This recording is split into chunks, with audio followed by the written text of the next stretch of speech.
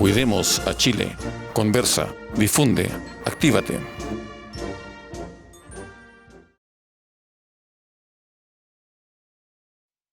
Hello, this is Rudy Giuliani with Rudy's Common Sense. Today, we're going to focus on, for me, one of the biggest surprises that I've had in this case in which I am representing the Trump campaign. And there have been many surprises. But I was absolutely shocked to learn that many, if not all, of our ballots are calculated outside of the United States of America. In the state of Michigan, for example, the state of Arizona, the state of Georgia, the calculations are handled by a company called Dominion. They have the machines. They have a reputation of being, I guess the best way to say it is the state of Texas turned them down because they were not considered competent enough to handle elections in Texas. And when I tell you their real history, I think you'll be quite shocked that we used them at all for elections. But in any event, Dominion doesn't really count the votes. Dominion has a contract with a company called Smartmatic. And Smartmatic has locations in Frankfurt, Germany, and in Barcelona, Spain. So when the votes are being calculated, they are sent to, most of them in this particular election, Frankfurt, I believe, but there may have been some sent to Barcelona, Spain. Those votes are also in machines, devices that are extremely vulnerable to hacking and extremely vulnerable to manipulation. Now, let me tell you the history of Smartmatic, because when you hear it, you're not going to believe it, and you're going to have to go check what I say by Googling it if they haven't removed all of this already. Smartmatic is a company whose origins go back to somewhere around 2004, 2005. It was founded by two Venezuelans that were very close to the dictator in Venezuela, Chavez. And it was founded for the specific purpose of being able to fix elections. That's right. The company that is calculating many of our votes in 27 states, the company that's using the software to count those votes, was founded for the specific purpose of fixing elections. If you want to check that out, go online and look at the Sequoia case in Chicago. We'll explain it in a little while. And look at the testimony and the letter from Congresswoman Carolyn Maloney, who happens to be my representative in Congress, where I live in New York, and her concerns about Smartmatic going back to 2007, 2008, as a Venezuelan company that had a very terrible reputation for fixing elections. Well, they were founded for the specific purpose of making sure that Chavez was elected and reelected, and also then used in Argentina at least once or twice in order to make sure that the election was fixed in the way that Chavez wanted it fixed. The place in which this all was exposed was during the 2007 election in Chicago, in which Sequoia, a company named Sequoia, was counting the ballots in Chicago. There was a tremendous amount of confusion. The result of the election was delayed, and there was a great deal of concern with the voting machines. No one really had focused on where these voting machines had come from. But the voting machines came from and were embedded with software from Smartmatic, again, outside the country.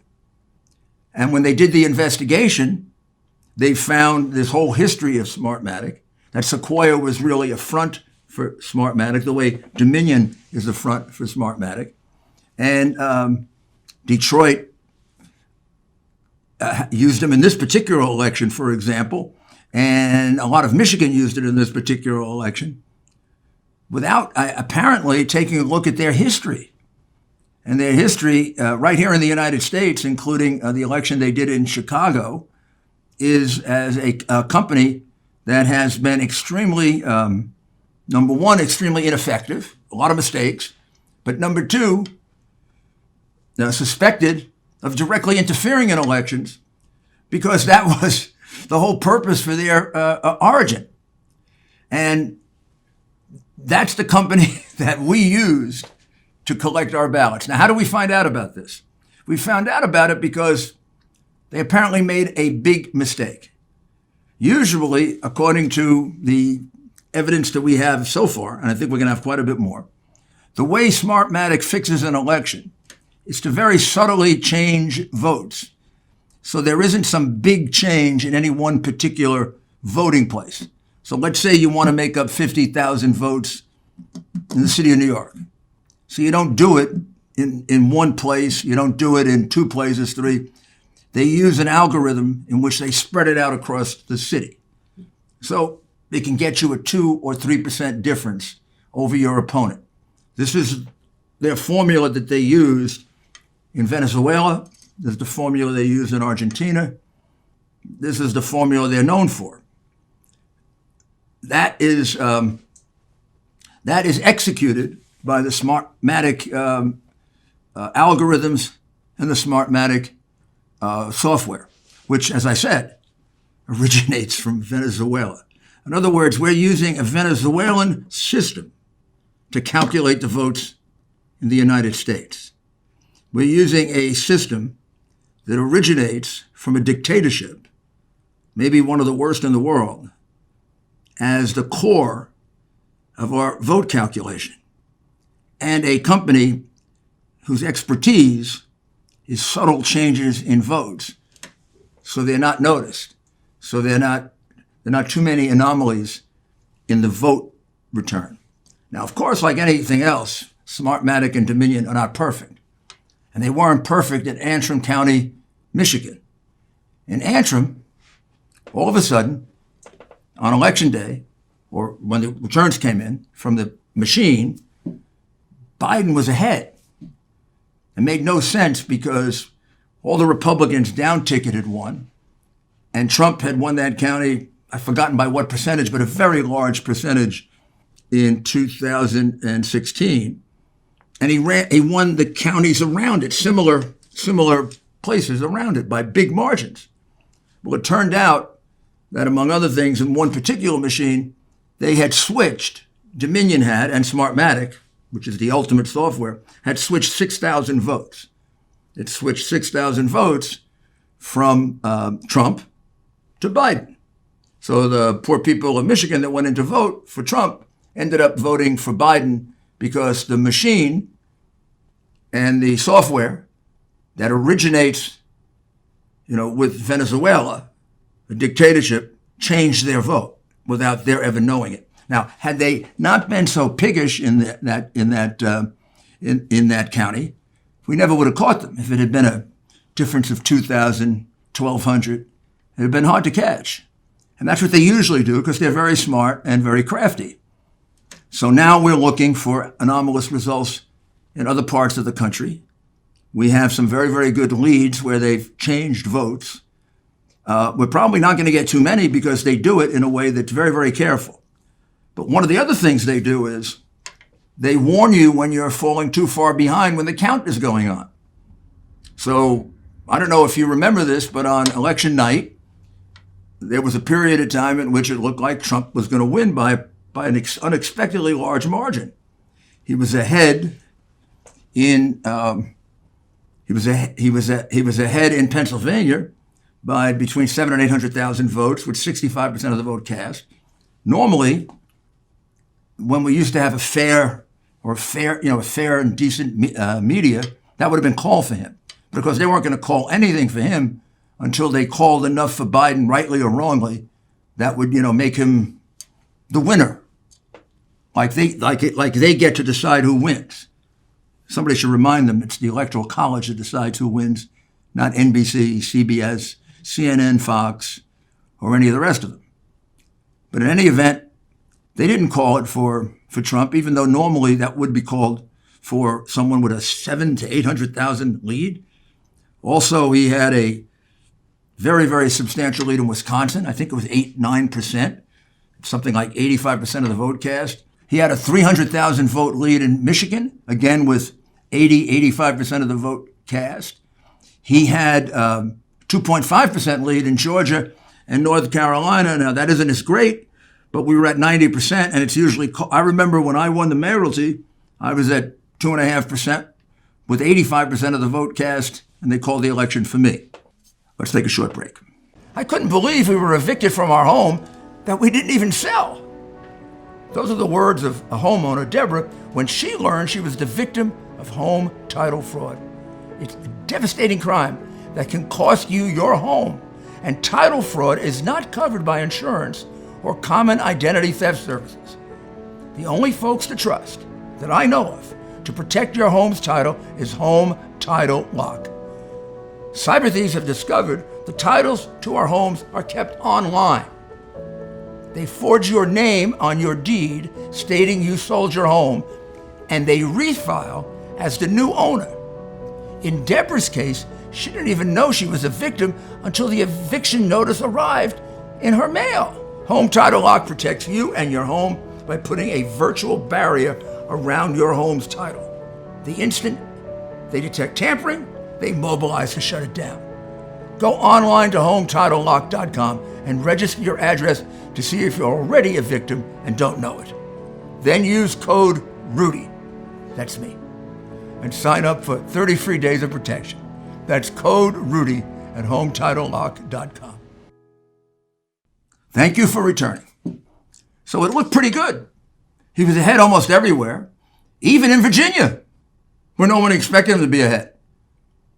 And of course, it was too early to tell about Arizona, which was called immediately by Fox for Biden, which of course was a very bad call because it took a week to figure out the margin, and the margin now is about 8,000 votes. It's like that. And it could easily be wrong. By the way, it is wrong. And we'll prove that not only with evidence about Dominion, may not be able to get specific evidence of that on the machines, but I'll tell you what we can do. We can show that there were many, many absentee and mail-in ballots that were not inspected at all by Republicans, that were just put in behind our backs. And remember, when it's a mail-in ballot or an absentee ballot, there's only one point at which you can verify the ballot. That's when it's being counted, because it gets separated from the envelope that verifies it. Once you look at it, you say, okay, it gets put in the vote pile. The envelope gets put in the other pile. There's nothing that connects them together, and you lose that for eternity. It can't be rechecked. It can't be recounted. You can't go back and look at the machine. That's why the recounts, when you can't link the envelope to the ballot, are meaningless. And that's why there's such a strong emphasis on making certain that both sides get a chance to see that ballot. We've never had an election where we had this kind of pervasive, nationwide problem with that. Absentee ballots happen all the time. Politically, they become the source of disputes between the two sides. But I've never heard of so many instances where hundreds of thousands, and now it goes over 1 million, absentee ballots were counted by just one side. Republicans had no chance to see the ballot. That's outrageous. It's outrageous. And in many of these states, that number far exceeds Biden's small margin of victory. Those ballots should be declared null and void. They should be taken out of the count. And if that happens, and I believe it will, you're going to see at least 3 or 4 of these states, if not all of them, flip. Because the number of illegal ballots far exceeds the small lead that Biden has. In addition, the Dominion part is being investigated, and every day a mountain of evidence is coming in about statistical anomalies.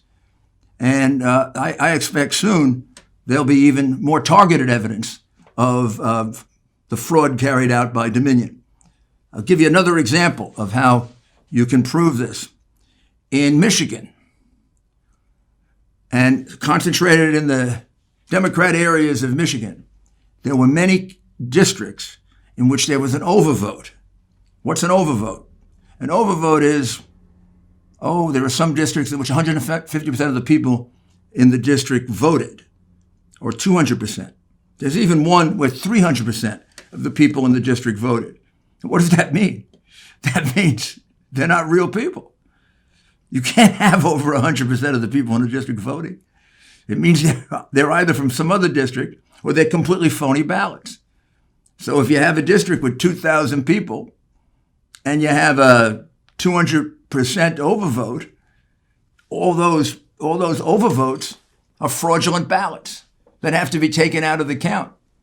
And when you look at Michigan, that number alone can wipe out all of the Biden lead and turn it around to a Trump victory. I don't know how in good conscience in Pennsylvania, Michigan, Wisconsin, Nevada, Arizona, and Georgia, I have no idea how anybody could, in good conscience, certify the vote, because the vote count right now is completely fraudulent. Completely. And I don't know if there are penalties of perjury for signing off on a vote count that's fraudulent. There should be. In every one of those states, there are thousands and hundreds of thousands of ballots that were put in secret.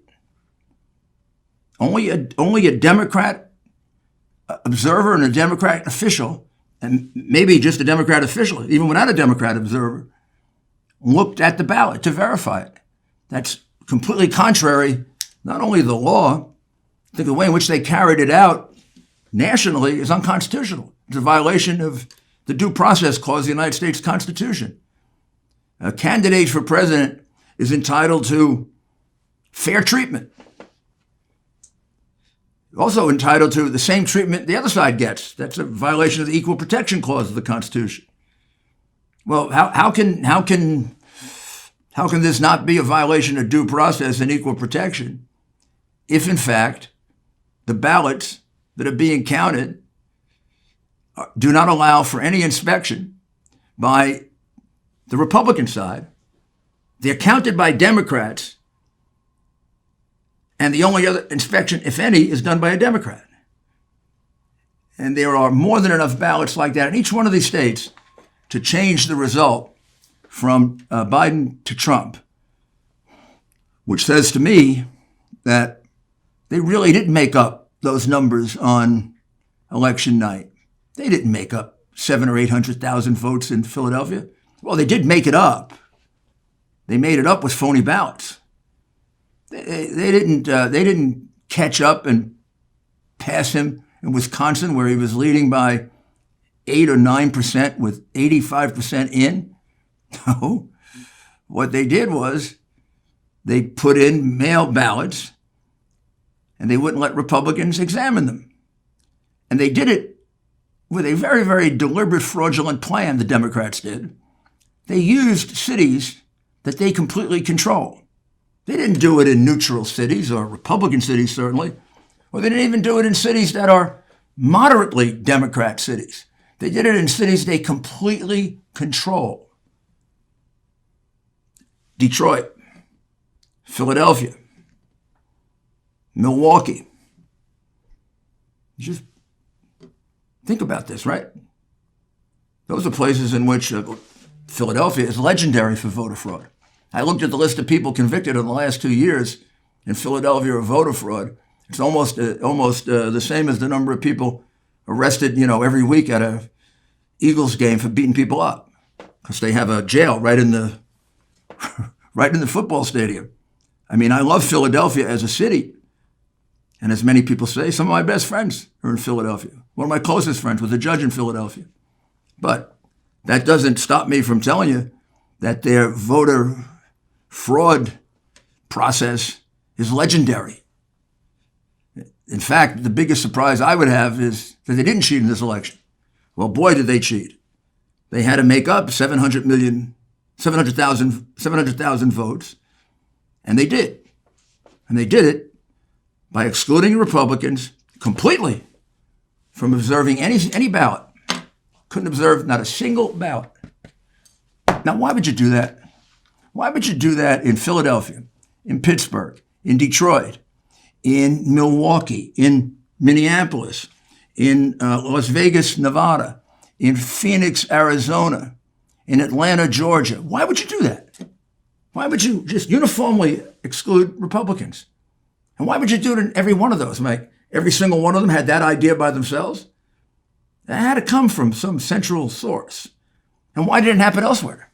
Because those are the places where they can get away with it. Those are the places where they completely control the election board.